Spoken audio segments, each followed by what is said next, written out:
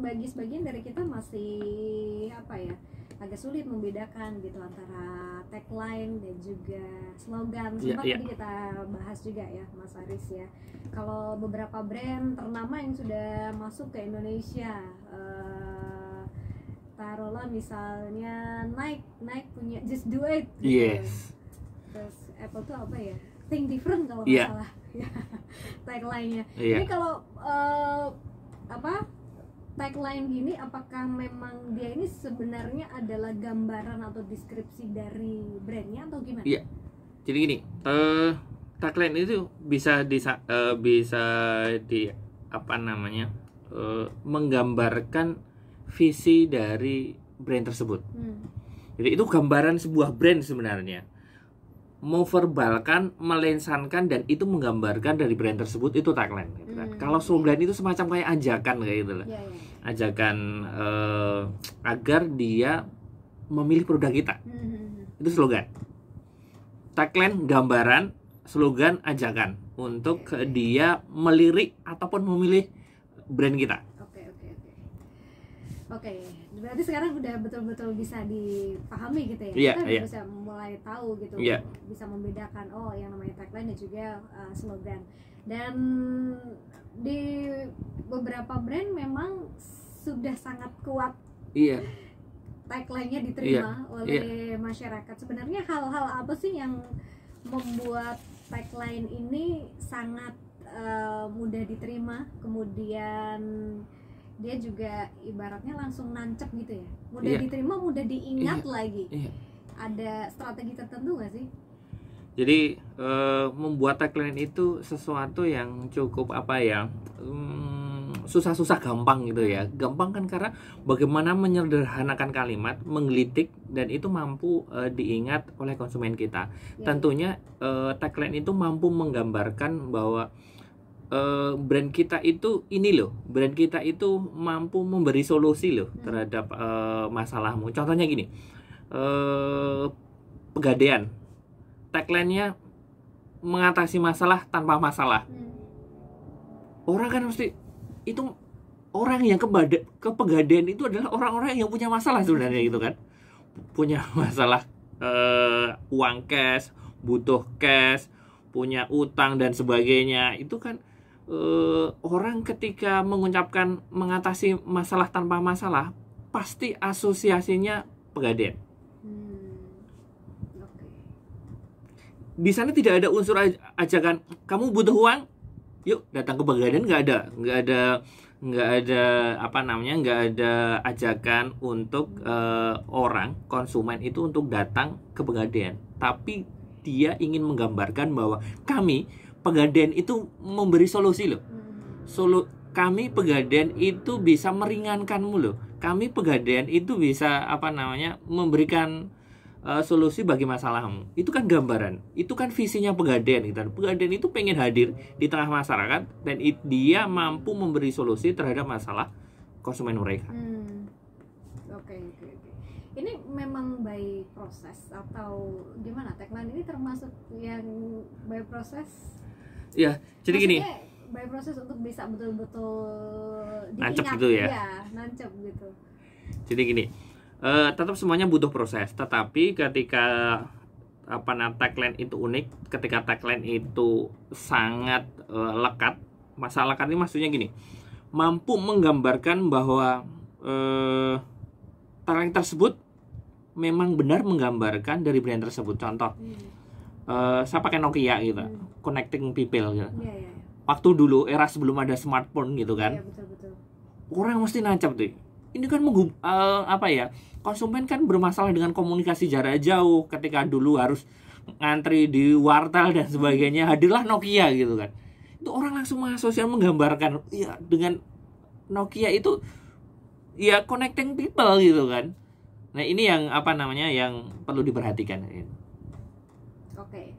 Dan sebenarnya ini bisa dilakukan oleh brand yang notabene baru sekalipun gitu. Iya. Asalkan dia betul-betul tepat gitu kan. Tepat sesuai apa yang digambarkan, apa visi dari brand tersebut, dan orang atau konsumen betul-betul merasakan dari tagline tersebut.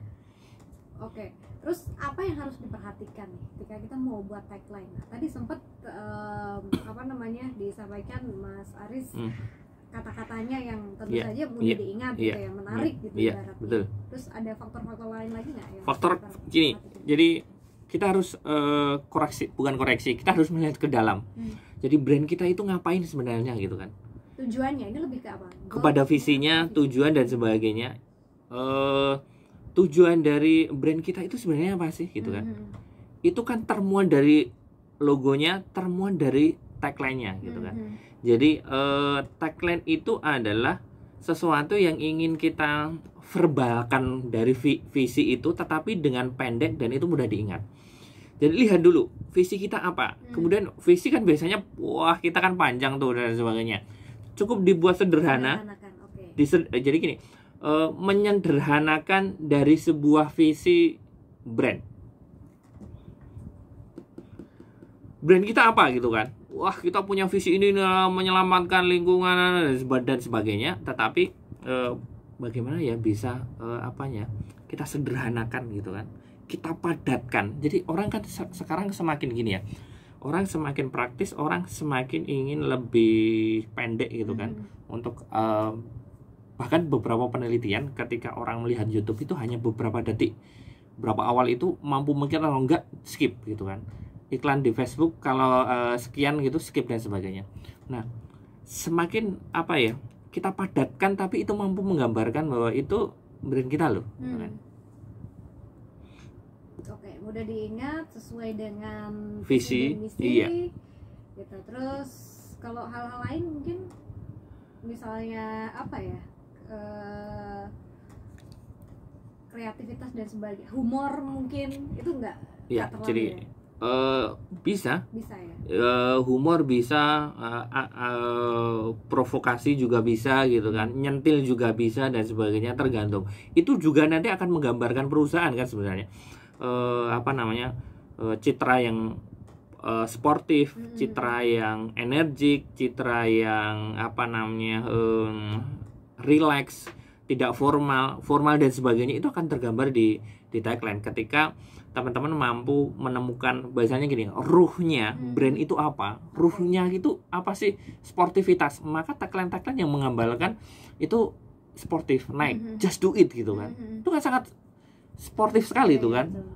Jadi ruhnya apa brand kita gitu kan, jiwanya apa gitu. Kita harus menemukan jiwa dari brand Nike adalah sportivitas gitu kan, sport dan sebagainya. Atau brand kita apa gitu kan, itu harus kita menemukan. Ternyata selama ini kita bingung menentukan sebenarnya ruh kita apa brand kita gitu kan. Akhirnya karena kita kebingungan untuk menemukan atau membuat tagline. Oke.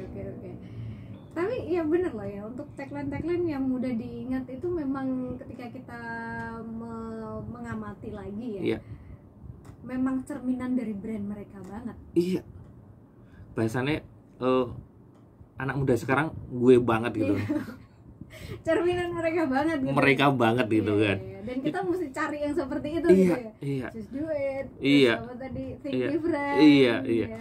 Kan Apple itu think different itu kan tagline yang sangat mereka banget gitu kan. Betul. Mereka selalu mengeluarkan produk-produk yang itu berbeda, bahkan mereka di atas rata-rata. Di atas rata-rata maksudnya gini, mereka yang pertama dan berbeda. Unik, berbeda produk mereka. Betul. Ya, betul-betul menggambarkan kondisi, situasi dan brand mereka banget gitu. Iya. Ini kan gini. Jadi ketika tagline itu bagus, itu akan meningkatkan brand awareness sebenarnya. Meningkatkan orang ingat terhadap brand kita. Orang akan ingat, kemudian masuk ke dalam evoke list mereka. Jadi masuk dalam ruangan ingatan mereka dan disimpan. Ketika suatu saat mereka butuh, maka mereka akan menjatuhkan pilihan kepada brand kita. Oke, baik. Oke, Mas Aris, nanti kita lanjut lagi ya. Siap. Untuk membahas tentang tagline ini. Dan sekali lagi jangan lupa Anda bisa tanya-tanya nih seputar tagline biar lebih mungkin lebih punya gambaran lagi. Kalau sebelumnya brand kita belum punya tagline, nggak ada salahnya dong kita kasih tagline. Maksudnya cuma brand doang gitu kan kurang greget ya kalau nggak ada tagline-nya. Oke, gimana caranya, strateginya? Apakah selama ini Anda sudah menggunakan tagline tapi ternyata kok kurang bisa diingat? Nah, mungkin ini ada yang salah juga sebenarnya ya. Perlu dievaluasi. Kita jeda terlebih dahulu, nanti kita lanjutkan kembali masih tagline. Sebenarnya ada sih ya beberapa brand yang mungkin tagline-nya agak panjang, nggak panjang sih, mesti agak panjang, tapi ternyata juga lumayan mengena juga gitu. Kemudian ada juga mungkin brand yang dia sebenarnya sudah membuat tagline itu sesederhana mungkin, tapi ternyata tidak nancep gitu ya, kurang mengena gitu. Kalau sudah seperti ini, hal-hal apa sih mesti dievaluasi gitu? Ya, jadi kan gini, tadi saya sempat di awal sudah disampaikan terkait bagaimana tagline itu menggambarkan gitu kan ya. Jadi gini, tagline itu bisa terpisah dengan slogan. Pertama itu difahami dulu. Yang kedua adalah tagline itu ada yang bisa dijadikan slogan juga gitu kan. Jadi ini tergantung kita itu mau yang bagaimana, tagline yang terpisah dengan slogan atau tagline yang kita gabungkan dengan slogan. Contoh nih terkait nanti pertanyaan itu, tagline yang digabungkan dengan slogan.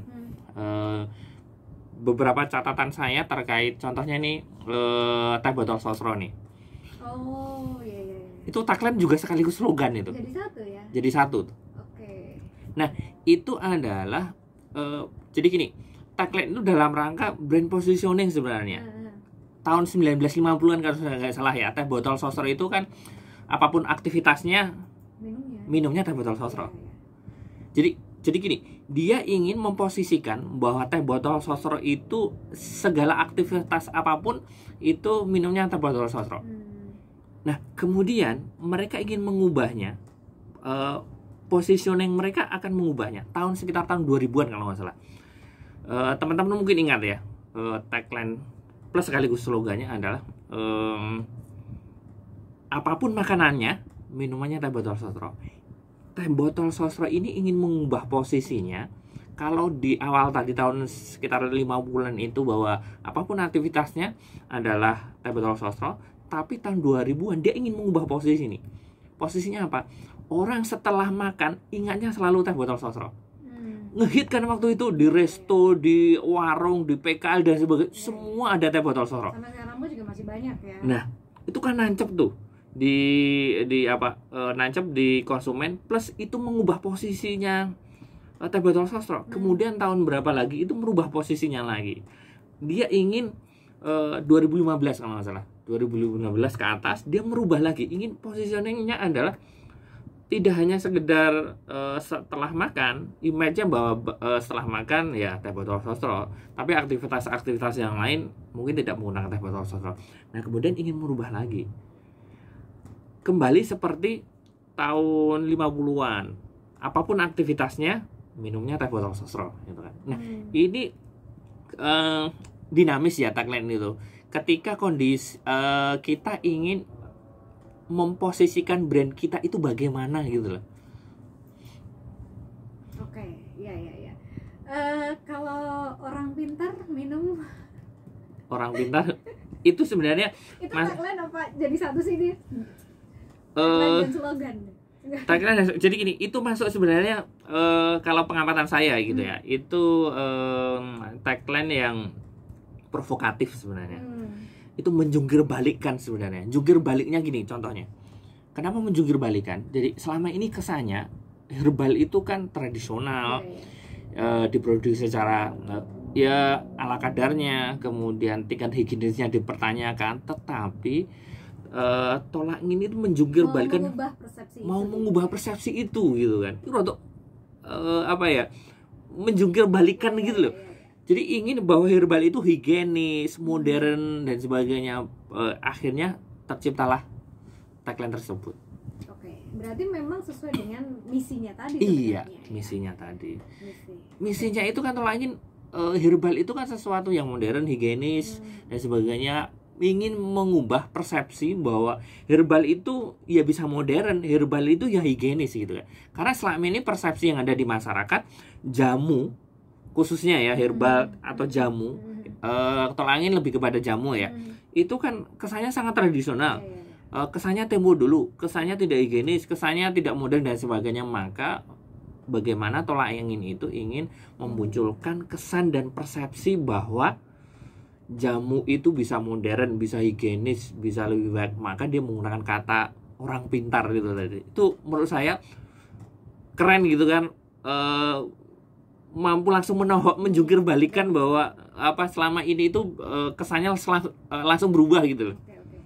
Dan cukup ini juga ya, ibaratnya cukup diterima, terbukti juga semakin kalangan yang menggunakan produk tersebut kan juga semakin luas gitu. Ismail. Jadi dulu kan penikmat atau pengguna jamu kan kalangan-kalangan kelas tradisional tertentu. Sekarang saya melihat di supermarket, kemudian di tempat-tempat toko modern itu kan bisa ditemukan. Dulu kan jamu itu hanya di depot jamu tuh ya. Tapi tolak angin mampu merasuk di toko-toko modern dan orang sekarang sangat familiar sekali gitu kan, mengkonsumsi itu gitu kan. Oke. Berarti kalau misalnya ketika tagline itu nggak berhasil, lebih ke apa nih yang mesti diperbaiki? Apakah mungkin nggak cocok secara target marketnya, atau nggak cocok sama itu tadi tujuannya atau gimana? Jadi yang perlu dievaluasi yang pertama adalah frasa atau kumpulan kata tadi sesuai nggak dengan citra atau persepsi atau ruh dari brand kita. Kemudian tagline ini apakah sesuai dengan bahasa konsumen kita. Konsumen kita siapa dan kita bidik apa itu kan juga harus disesuaikan. Kemudian target market kita siapa. Ini tiga ini kita evaluasi dari perkembangan setelah kita meluncurkan ternyata kok tidak mendapat respon baik. Itu kan juga harus dievaluasi. Apakah itu dari sisi pembuatan katanya, apakah segmennya, apakah dan sebagainya, itu harus kita evaluasi. Oke, jadi nggak masalah sebenarnya ketika dibutuhkan kita mengubah atau mengganti gitu ya. Iya. Ini bukan kitab suci yang tidak bisa diubah tapi dinamis gitu ya. Dinamis ya. Seperti tadi beberapa kali Teh botol sosro gitu kan. Itu mengubah itu kan. Sah-sah aja sebenarnya ya. Sah-sah saja dan ya harus dinamis gitu kan kondisinya gitu kan. Kita ingin memposisikan gimana sih brand kita gitu kan. Kondisi masyarakat bagaimana. Kemudian channel-channel untuk menyebarluaskan tagline itu juga harus kita perhatikan juga. Menggunakan media TV, radio atau dan sebagainya. Dan bisa saja target marketnya juga semakin kesini semakin berubah lagi, meluas lagi gitu kan ya. Iya. Oke, baik. Nanti kita masih punya satu sesi lagi ya, Mas siap. Aris ya. Kita lanjutkan di sesi terakhir dan kami juga masih terus mengajak Anda untuk bisa tanya-tanya langsung di Brand Talk 103. Kita juga masih membahas tema kita seputar the power of tagline. Jangan sampai kita udah pusing-pusing, udah repot, memerlukan waktu yang enggak singkat gitu ya. Udah lama mikirin bikin tagline, ternyata sia-sia gitu. Karena kita tidak memperhatikan beberapa aspek tadi ya. Mas Aris, ada pesan untuk mungkin pelaku usaha yang baru akan membuat tagline atau mungkin sudah punya tagline tapi ternyata kok belum belum punya power gitu. Iya. Jadi gini, teman-teman yang ingin membuat sebuah tagline, jadi gini, ini kan sesuatu yang dinamis. Jangan cinta mati, cinta buta gitu. Mas aku harus gawe iki pon aku pakai ini terus gitu kan. Ini kan kadang terjadi. Di beberapa tempat saya melihat, menyaksikan teman-teman itu tagline-nya itu aja. Bahkan tagline itu tidak menggambarkan dari brand mereka. Dari awal berarti udah salah dong. Udah salah. Ini jadi brand itu buat tagline, tetapi tagline itu sama sekali tidak menggambarkan, tidak terbukti sesuai dari brand mereka. Ini kan salahnya luar biasa gitu. Dan itu mereka pakai sampai ya sampai saat ini meskipun itu tidak terbukti gitu. Itu hanya sekedar, jadi gini, tagline hanya yang dijadikan hanya sekedar pemanis, hanya dijadikan gen punya, tetapi tidak ada jiwa di sana, tidak ada ruh sana, itu tidak nampol lah bahasanya gitu kan. Nah, ini teman-teman harus perhatikan gitu. Oke. Jangan khawatir untuk segera merubah tagline Iya. ketika memang itu tidak ada Iya. pengaruhnya sama sekali gitu ya. Iya. Jadi kalau kita punya tim sebenarnya itu lebih memudahkan ya. Memudahkan dalam arti gini, kita bisa diskusi gitu kan. Diskusi plus kita bisa melakukan riset sebenarnya. Citra kita itu apa? Citra dari brand kita gitu kan. Ketika kita punya data, kemudian kita diskusikan di tim, oh ternyata ini loh citra kita, maka citra itu yang akan kita narasikan atau kita buat dalam bentuk tagline gitu kan. Itu yang harus kita lakukan. Jadi persepsi yang tertangkap di konsumen kita apa nih? Ternyata kita itu pengennya bahwa kita itu citra kita itu pengennya atau ruh kita pengennya yang sportif, tetapi konsumen kok tidak menangkap itu gitu kan. Ini kan jadi bermasalah. Maka atau kita produk kita ternyata bukan. ini kan semua aspek kan saling berkaitan. Betul. Produk, ruh, slogan, tagline, logo dan sebagainya ini kan saling berkaitan semua sebenarnya. Jadi seperti yang saya sampaikan sebelum sebelum on air gitu kan. Kadang kita sudah melakukan upaya branding. Bagian dari upaya branding itu salah satunya logo, penamaan, merek, kemudian tagline, slogan dan sebagainya itu sudah kita lakukan. Tetapi kan sporadis. Kalau teman-teman mampu mengkonsepnya, mampu memformulasikan, itu akan lebih baik. Nah, ketika ini sporadis dan sebagainya, ini kan yang jadi bermasalah. Antara produk dengan logo tidak matching, antara produk dengan ruh brand tidak matching, ini kan jadi bermasalah. Antara visual identity dengan produknya ternyata tidak matching dan sebagainya, banyak sekali yang harus satu persatu kita bedah apakah ini sesuai gitu. Ketika di awal itu sudah terkonsep dengan baik, maka nanti semuanya keluaran dari konsep itu akan satu kesatuan yang tidak terpisahkan kayak gitu. Oke. Dan itu sekali lagi dinamis gitu. Iya. Oke, baik. Kita juga punya Just Radio with Smart Listener. Iya. Ya kan? Iya. Terus yang saya juga masih yang paling ingat itu kalau makanan I'm loving it. Oh iya. Ada kan ya? Iya. Ada. Itu meskipun sebenarnya mungkin secara kualitas makanan bukan makanan sehat deh. Tapi orang suka gitu. Tapi orang suka sekali. Berarti sebenarnya tergantung tim dan juga pandai-pandainya brand ownernya atau timnya ya. Iya betul. Kalau tidak punya tim ya hire Betul. dari luar, agensi di luar. Karena ini butuh keahlian juga ya. Butuh keahlian, jam terbang dan sebagainya. Iya, percayakan kepada yang ahlinya itu. Iya, itu. Oke, baik Mas Aris, terima kasih banyak sudah ngobrolin satu tema lagi di dunia perbranding. Iya. Nggak habis-habis ya Mbak ya? Nggak habis-habis. Nanti kita ngobrol tema-tema lain. Yang jelas ini memang untuk memajukan brand kita bersama. Iya. Biar brand kita ini juga bisa berkembang meskipun di masa pandemi seperti ini kan kita tahu lumayan sulit juga ya. Oh iya, satu lagi, dan apakah tagline ini juga bisa berpengaruh terhadap peningkatan pemasukan, bisa jadi ya? Jadi gini, branding itu sebenarnya kan tidak ada urusannya dengan penjualan. Itu lebih branding itu tujuannya kan menciptakan dan meningkatkan persepsi sebenarnya. Tapi ujung-ujungnya nanti yang diuntungkan adalah tim marketing dan selling gitu kan. Oke, karena sangat-sangat mudah diingat. Iya. Gitu ya. Ketika ini naik, ini kan mudah gitu kan. Satu dan lainnya saling berkesinambungan lah ya. Iya. Oke, baik, kita harus akhiri untuk bincang sampai di sini. Sampai Mas Aris, ketemu minggu depan. Terima kasih banyak ya sudah bersama kami di Brand Talk 103. Kita ketemu lagi di tema-tema yang lebih berbeda lagi. Seru lagi pekan depan ya. Selamat sore Mas Aris. Baik pendengar, demikian tadi bersama kita di Brand Talk 103, The Power of Tagline.